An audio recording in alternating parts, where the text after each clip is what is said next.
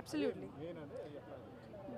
Big screen and of course 3D అలాగా మనకు అనిపించకపోయినా కూడా బిగ్ స్క్రీన్ మీద వాళ్ళని చూడడం అనేది అసలు ఆ కాస్ట్యూమ్స్ జ్యువెలరీ ఆ రోజులు అంటే 90sలో అసలు ఇలాంటి మూవీని తీయడం అనేది ఇట్స్ రియల్లీ ఇప్పుడు సాధ్యమైన ఈజీ కదండి. ఇప్పుడు ఇంత టెక్నాలజీతో అలా తీయడానికి ఆ రోజుల్లో అలా తీయడానికి కూడా తేడా ఉంది కదా.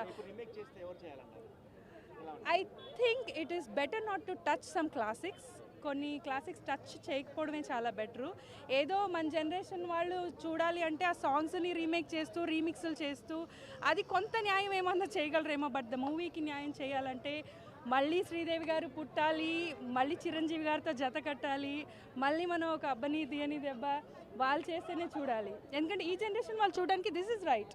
బట్ మళ్ళీ దాన్ని రీమేక్ చేసి దాన్ని చెడగొట్టడం అంత ఇది కాదు. ఎనీవేస్ మళ్ళీ అది అభినీతి అని దెబ్బ సాంగ్ ఎందుకు గ్రీన్ బ్లూ సారీ బ్లూ షర్ట్లో ఉన్నది ఎందుకు గ్రీన్గా వస్తుంది అని తెలియదు. అది మేబీ అది ఎందుకు అలా జరిగిందని తెలియదు. మేబీ వాళ్ళు చేయలేకపోయారా వాట్, లేదా క్వాంటిటీలీ చేశారా అని నాకు అర్థం కాలేదు suddenly. But the blue is blue అండి. అది గ్రీన్లో చూడడం అదొక్కటే డిసప్పాయింట్ అనిపించింది. Otherwise the movies as usual it's fantastic. Thank you.